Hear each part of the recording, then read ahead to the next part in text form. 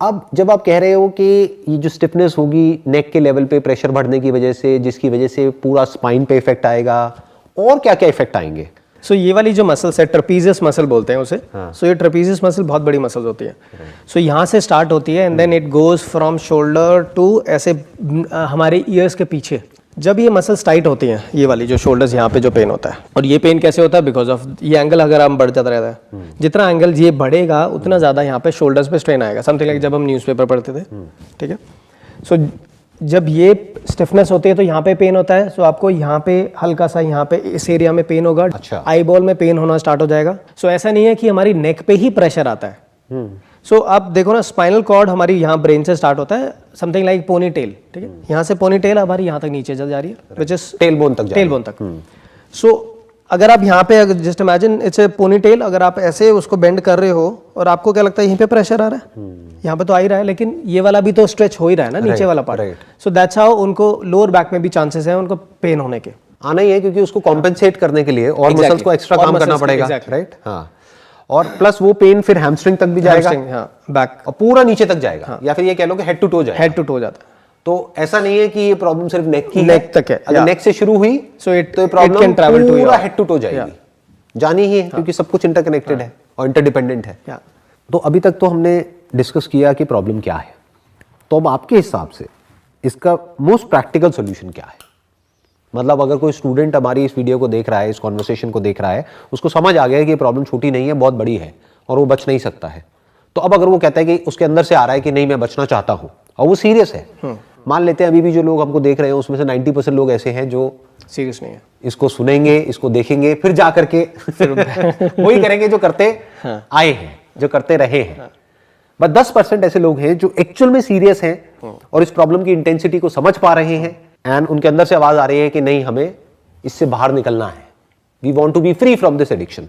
तो अब क्या रास्ता है? So first solution is I would say strongly which is be aware of your surrounding मतलब right from your postures, right from where you are sitting, और कहाँ पे। फॉर एग्जांपल अगर आप डाइनिंग टेबल पे हो और आपके पेरेंट्स हैं, आप सब बैठे हो, आप फोन पे लगे हुए हो और आप देख रहे हो, nobody is talking to each other. अगर आप अवेयर ही नहीं हो तो आपको पता ही नहीं चलेगा, क्योंकि मॉम डैड आपको कितनी बार टोकेंगे, आप फोर्थ टाइम आप उसको I mean you will rebel. अरे बहुत केसेस में तो मैंने देखा है मॉम डैड खुद फोन पे हैं, मार भी देते हैं, बच्चे मार देते हैं, उनका जो प्रॉब्लम्स आ रही हैं। So it's not a good. मार देते हैं इन द सेंस कि अच्छा माँ बाप बच्चों को मारते हैं? नहीं, उल्टा, बच्चे माँ बाप को मार देते हैं because of certain games, PUBG and all that. ये मैंने सुना है बहुत सारे हाँ, कि बच्चे इतने एग्रेसिव होते चले जा रहे हैं because of some games and all, कि वो एग्रेशन कई बार माँ बाप के ऊपर निकल जाता है। सो अगर आपने फोन छीनने की ट्राई करी तो उनसे वो लड़ाई करना, फिर उनको मारना, टैंट्रम। हाँ, सो इवन हाथ उठा देते हैं। हाथ तो कईयों ने उठा दिया, एक ने तो अपने माँ बाप को, डैड को, आई गेस डैड को मार दिया। तो मैं भी तो डैड हूँ। Dad dead. So you'll be मतलब you will hear some more interesting जब आप साइकोलॉजिस्ट के साथ करोगे ना।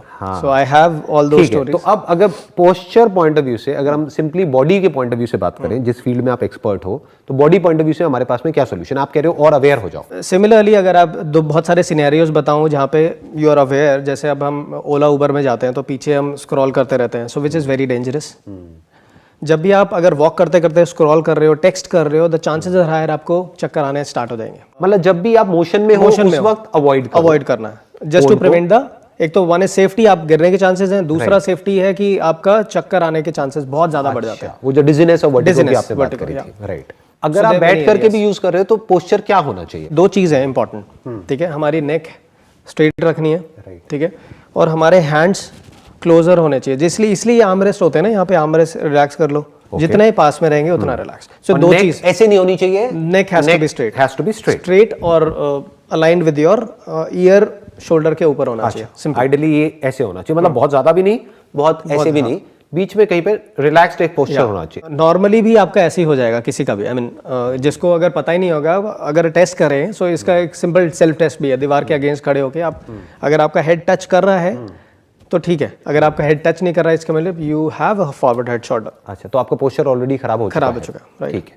तो अब अगर आप मोबाइल यूज कर रहे हैं, फॉर एग्जांपल आपको करना है, तो क्या पोस्चर होगा आपका? राइट, अगर मैं इस सोफे पे बैठा हूँ, ठीक है, तो ज्यादातर लोग क्या करते हैं, ऐसे करते हैं। हाँ, ये बिल्कुल ही गलत है। ठीक है, सो इसमें दोनों डेविएट हो गया। सो इसमें क्या करना है, हैंड इज रेस्टेड, ठीक है, नेक इज रेस्टेड, और हम इजीली आप यूज कर सकते हो। एक हैंड से यूज फोन को पकड़ो और दूसरे हैंड से यूज करो, because thumb is the most unstable. एक से यूज मत करो, जैसे लोग नॉर्मली करते हैं, एक से ऐसे ऐसे ऐसे ऐसे, ये मत करो। What you are saying is कि एक से पकड़ो और दूसरे से यूज करो। उसके पीछे क्या लॉजिक है? लॉजिक ये है कि विच इज स्मार्टफोन, ये thumb is most unstable joint. जब भी आप रिपीटेटिव करोगे, so these are all known as RSI, repetitive strain injuries. Okay, जब भी आप रिपीटेटिव ये करते हो, स्क्रॉलिंग या कुछ भी, पबजी, कोई भी गेम्स, जो सबवे था, सो आप ये टेंडन यहाँ पे अटैच होता है विच कॉजेज स्ट्रेन। यहाँ पे फिंगर्स, यहाँ पे टेंडन पे आपको इन्फ्लेमेशन होना स्टार्ट हो जाता है जब आप रिपीटेटिव यूज करते हो।